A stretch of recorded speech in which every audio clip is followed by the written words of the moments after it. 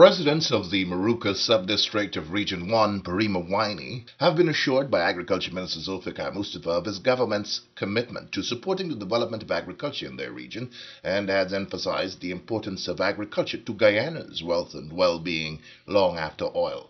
Minister Mustafa and a team of senior ministry officials and agency heads visited the riverine communities of Manawarin, Waramuri, and Santa Rosa this past week to listen to the concerns of residents and to hear firsthand the needs of the communities as it relates to agriculture development and expansion. At Manawarin, Minister Mustafa urged the residents to partner with the government in moving the agriculture development forward in their communities and, by extension, the country as a whole.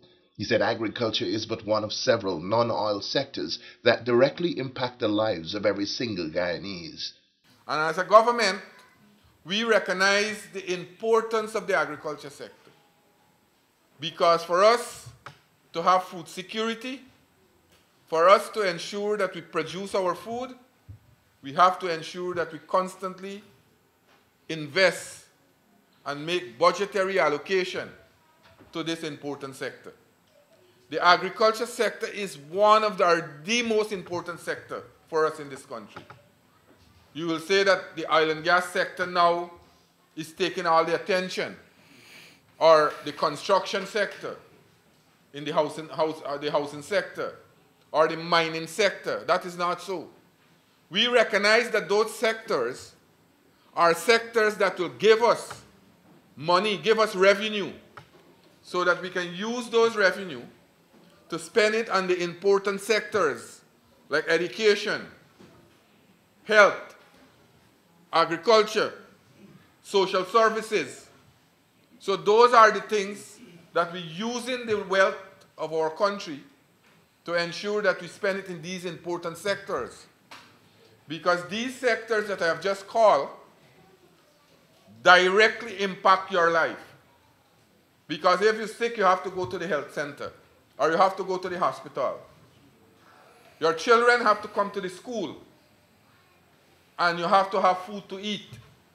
Minister Mustafa, however, stressed that in pushing the agriculture agenda, residents must be cognizant of the need to adapt new and improved ways of conducting the business of agriculture, taking into consideration the realities of climate change and other critical factors. We have to change the way, and I heard the village councillor, I believe she's a teacher too, right? Head teacher here. Talk, we have to change the way how we do things. Gone are the days when we used to do things or do agriculture in a subsistent manner.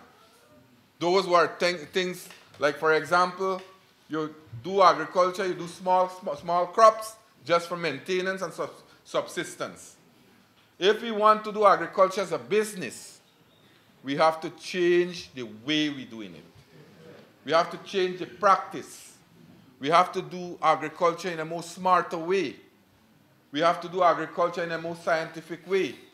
I've just talked to NARI. NARI is the main research institution for us in this country. I heard many comrades who spoke just now talk about every crop. They have to go and cut bush to get new land. Why? Why NARI can't come and work with the farmers to treat the same land that they are planting so that we can continue farm on the same piece of land? That we have to do. And I am tasking NARI with that task, that after today's visit, their technical people must come and work with you and look at the farm area, look at the land that you are cultivating, and see what are the best crops to cultivate in those lands, and see how we can bring up the nutrition of those lands, so that we can get those land to farm continuously, rather than to cut bush all over the place and be a nomad all over and go and cut all over the place. So we will work with you to develop your farm, so that hopefully in another few years from now, you will not have to move from that. That will be permanent farmland for you to cultivate your crops. Speaking directly to the needs of the Manawarin and surrounding communities, Minister Mustafa noted that steps will be taken to immediately address some of the issues raised, while others would have to be addressed in a phased manner. Just to respond to your requests that you all made, I listened to all the requests. We cannot do everything at one time. we have to do things in order of priorities.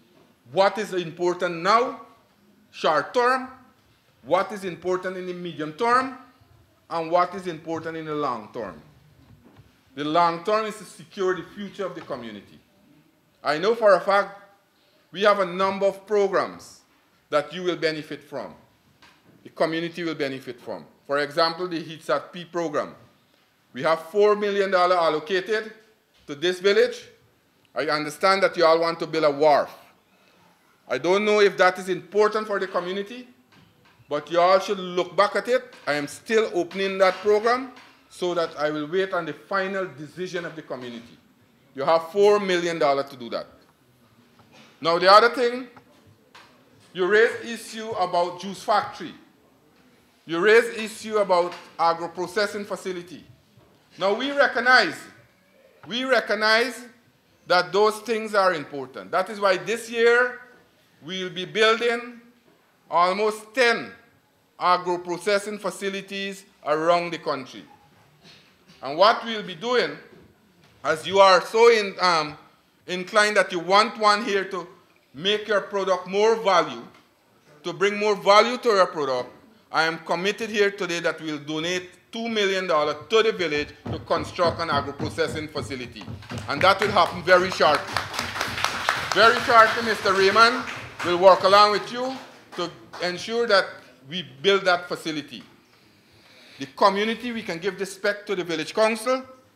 We will help you all, and you all could do the labor and build that facilities, so that you will have that immediately within another few months, so that you can have your produce to be packaged, have your produce to be made more value added. Residents of the riverine communities were also assured of help with accessing markets for their produce through the New Guyana Marketing Corporation. But, according to the minister, first officials of the agency would be visiting the community to conduct an analysis of the crops on the ground and the quantities available, so as to be able to establish the necessary linkages between the residents and buyers. Across at Warramuri and Santa Rosa, the message was the same: assurances of government's unwavering support for the development of infrastructure in the various communities, so as to help in the consolidation of the existing farms and also to facilitate expansion into more commercial-sized operations. One of his key messages to the residents of the Moruca Sub-District in Region 1 was that there is an urgent need for farmers to leave behind the practice of slash-and-burn farming, in which an area is cleared of brush and burnt and then farmed, and after harvest the land is abandoned and another area chosen to start over. The Agriculture Minister assured residents that they can depend on government through the Ministry of Agriculture to support the move to more modern farming practices. I will ensure that we send a technical team to work along with you to test the soil, because I made this point at various meetings. What we are seeing in the interior location or the hinterland location, we are still seeing nomadic way of living. People come here, cut a piece of land, cut the bush out of a piece of land, plant it, when they're done, finish plant and reap the crop, they go to another part. Long before, during the development of civilization, people used to do that. They move from one area to the next with the cattle, with the livestock, and when they reap the crop, they leave the house and say, I'm gone, go to another place. We can't allow that to continue. If we want to modernize our country, if we want to develop our country, then you must plant at the same land that you are planting all the years. And we will help you to do that. We will help you to do it in a better way. We have to change the way, as I said, we are doing how we do our planting, or how we do agriculture. We have to do it in a smarter way. We have to do it in a more scientific way. So what I will be doing, I will ensure that we have a team come back to Moruca, come back to Santa Rosa, both the livestock section and NARI. NARI is the premier research institution of our country. We have a number of agronomists who are based at NARI.